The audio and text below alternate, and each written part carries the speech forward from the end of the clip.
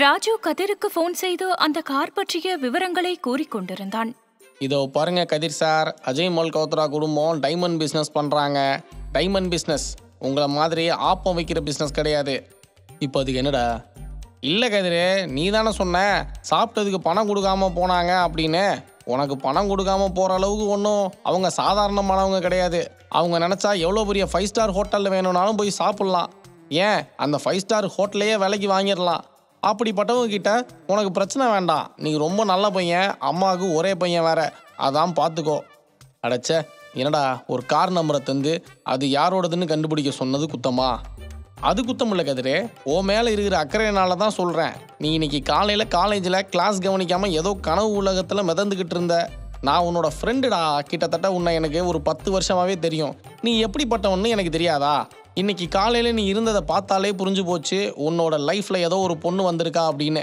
நீ இந்த கார் நம்பரை தந்தப்பவே நான் கன்ஃபார்ம் பண்ணிட்டேன், கண்டிப்பாக இந்த காருக்கும் அந்த பொண்ணுக்கும் ஏதோ சம்மந்தம் இருக்குது அப்படின்னு.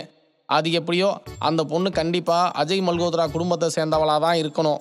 அதனால் இந்த பொண்ணு கூட நீ இனிமேல் எந்த ஒரு கான்டாக்டும் வச்சுக்காத, அதுதான் உனக்கு நல்லது.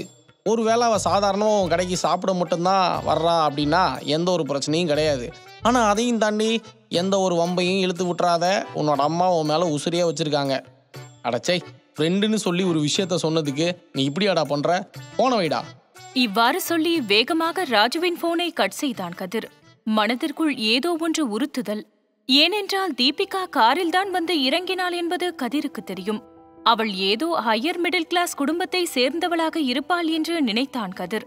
ஆனால் அவளின் குடும்பத்திற்கும் தனக்கும் ஏணி வைத்தாலும் எட்டாது என்பதே இப்போதுதான் தெரிந்தது. அவள் மிகப்பெரிய பணக்கார குடும்பத்தை சேர்ந்தவள் என அறிந்ததும் அதற்கு மேலும் கதிரால் தூங்கக்கூட முடியவில்லை. இதற்கு மேலும் அவளை நினைக்க கூடாது என்று முடிவு செய்தான் கதிர். மறுநாளும் ஈவினிங் கதிர் கடை போடும் நேரத்தில் திரும்பவும் அதே நேரம் தீபிகா அவனுடைய கடைக்கு வந்திருந்தாள். ஹாய் கதிர், இப்பதான் வந்தீங்களா? ஆமா. இன்னைக்கு எனக்கு என்ன ஸ்பெஷலா சமைச்சு தர போறீங்க? ஸ்பெஷல் எதுவும் இல்லை, உங்களுக்கு என்ன வேணும்? இன்னைக்கு புதுசா ஏதாச்சும் கார்லிக் சிக்கன் பண்ணி தரீங்களா? ஓகே மேடம், அங்கே போய் உட்காருங்க. இன்னும் 10 மினிட்ஸில் நீங்கள் ஆர்டர் பண்ண ஃபுட் வந்துடும். தீபிகாவிடம் முகம் கொடுத்து பேசக்கூட கதிர் தயாராக இல்லை. அவன் சிடுசிடுவென இருப்பதை தீபிகாவும் கவனித்தாள்.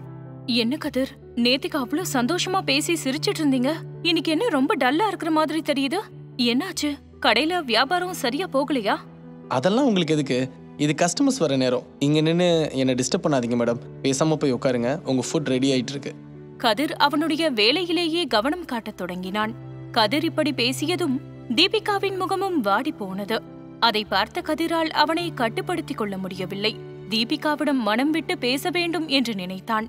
இருந்தாலும் அதை வெளிக்காட்டிக் கொள்ளாமல் இருந்தான். டே கதிர், அவ சாதாரண குடும்பத்தை சேர்ந்தவ கிடையாது. நீயா போய் பிரச்சனையில மாட்டிக்காத. உன்னை நம்பி வீட்டுல அம்மா இருக்காங்க, தங்கச்சி இருக்கா, அதை ஞாபகம் வச்சுக்கோ. இவ்வாறு கதிர் தன்னுடைய வாயை கட்டுப்படுத்திக் கொண்டு தன்னுடைய மனதில் நினைத்து கொண்டே சமையலில் கவனம் செலுத்தினான். ஆனால் கதிர் இப்படி அமைதியாக இருப்பது தீபிகாவிற்கு ஏதோ ஒன்று மனதில் உறுத்துவதைப் போல இருந்தது. கதிர், என்னாச்சு? நேத்திக்கு ரொம்ப ஜாலியா பேசிக்கிட்டு இருந்தீங்க, இன்னைக்கு எதையோ பறிகொடுத்தது போல இருக்கீங்க. ஏதாவது ப்ராப்ளமா? எனக்கு என்ன ப்ராப்ளம் இருக்க போது மேடம்? சாதாரண ஒரு மிடில் கிளாஸ் ஃபேமிலி பாய் நான். என்னை நம்பி வீட்டில் அம்மா தங்கச்சி இருக்காங்க. இந்த கடையில் வர வருமானத்தில் தான் என்னோட பொழப்பு போயிட்டு இருக்கு. நீங்கள் சொடக்கு போடுற டைமில் எந்த 5 ஸ்டார் ஹோட்டலில் இருந்து வேணாலும் உங்களுக்கு சாப்பாடு வரும்.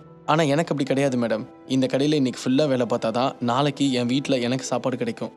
கதிர், உங்களுக்கு என்னதான் ஆச்சு? என்னோட அப்பா பேசினதை பத்தி நீங்க நினைக்கிறீங்களா? அதான் அன்னைக்கே முடிஞ்சு போச்சே. நேத்திக்கு கூட நீங்க என்கிட்ட நல்லா தானே பேசுனீங்க. அதெல்லாம் இல்லை மேடம், நேத்திக்கு தான் நீங்கள் யாருன்னு தெரிய வந்துச்சு. ஓ அப்படியா? அப்ப சரி, இனிமே நான் வரமாட்டேன். இன்னைக்கு தான் லாஸ்ட். இப்போதைக்கு எனக்கு நான் ஆர்டர் பண்ணின ஃபுட்டை தாங்க. அதை அவனிடம் கேட்டு வாங்கி அமைதியாக சாப்பிட்டுக் கொண்டிருந்தாள் தீபிகா. ஆனால் அவளால் தன்னுடைய வாயை அடக்க முடியவில்லை. கதிர், என்னோட குடும்பத்தை பத்தி உங்களுக்கு இப்போதான் தெரிய வந்திருக்கலாம். என்னோட குடும்பம் வயிறு பிசினஸ் பண்ற குடும்பம் தான். இன்னும் நிறைய பிசினஸ் இருக்கு. ஆனா எனக்கு அந்த பிசினஸ்ல எந்த ஒரு இன்ட்ரெஸ்டுமே கிடையாது. என்னுடைய இன்ட்ரெஸ்ட் எல்லாமே ஃபுட் மேலதான் இருக்கு. இந்த உலகத்துல இருக்கக்கூடிய எல்லா வகையான ஃபுட்டையும் டேஸ்ட் பண்ணணும் அப்படிங்கறது தான் என்னோட ஆசை. அந்த மாதிரியான ஃபுட்டை எக்ஸ்ப்ளோர் பண்றதுதான் என்னோட ஹாபி. பட் நான் எவ்வளவோ விதமான ஃபுட்டை சாப்பிட்டிருக்கேன். ஆனா நீங்க தர இந்த ஃபுட் மாதிரி வேற எங்கேயும் நான் சாப்பிட்டதே இல்ல. அதனாலதான் நான் உங்களை தேடி வரேன். என்னோட கனவே ஒரு மிகப்பெரிய 5 ஸ்டார் ஹோட்டல் ஓபன் பண்ணணும். அதுல டேஸ்டியான ஃபுட்டை குறைஞ்ச விலையில கொடுக்கணும். அது மட்டும் இல்லாம 5 ஸ்டார் ஹோட்டல்னாலே பார்வைக்கு மட்டும்தான் ஃபுட் கொடுக்கற மாதிரி இருக்கு. என்னோட பாயிண்டே அது கிடையாது. வயிறார சாப்பாடு கம்மியான விலையில, ஆனா 5 ஸ்டார் ஹோட்டல் தரத்துல, இதுதான் என்னோட மெயின் எய்மே. அதுக்காக தான் நான் இதெல்லாம் பண்ணிக்கிட்டு இருக்கேன். நான் இப்ப உங்க கூட பழகுறது கூட அதுக்காக தான். அதை தவிர வேற எந்த ஒரு உள்நோக்கமும் கிடையாது. நீங்க என்ன பார்த்து பயப்பட வேண்டிய தேவையில்லை. உங்களை பார்த்து நான் பயப்பட என்ன இருக்கு மேடம்? ஆனால் உங்கள் வீட்டை சேர்ந்தவங்களை நினச்சாதான் எனக்கு ஏதோ சரியாக படல. அன்னைக்கு உங்கள் அப்பா உங்களை இங்கேருந்து இழுத்துட்டு போகும்போதே எனக்கு மனசு ஒரு மாதிரி இருந்துச்சு. இன்னும் நீங்கள் அடிக்கடி என்னோட கடையில் வந்து சாப்பிட்றத பார்த்தா உங்கள் அப்பா என்னோட கடையே ஏதாச்சும் பண்ணிடுவாரோன்னு எனக்கு பயமாக இருக்குது. அதனால தயவு செஞ்சு இனிமே என்னோட கடைக்கு நீங்கள் வர வேண்டாம் மேடம். இவ்வாறாக இவர்கள் பேசிக் கொண்டிருக்கும் போதே தீபிகா கதிரிடம் பாவமாக முகத்தை வைத்தபடி பேசிக் கொண்டிருப்பதை வழக்கம் போல அந்த வழியாக வந்த நீரஜ் காரை நிறுத்தி பார்த்து கொண்டிருந்தான். தன்னுடைய தங்கை இப்படி ஏதோ ஒரு ரோட்டுக்கடை வைத்திருப்பவனிடம் கொஞ்சம் விதத்தில் அமைதியாக பேசுவதை பார்த்து நீரஜிற்கு கோபம் வந்தது.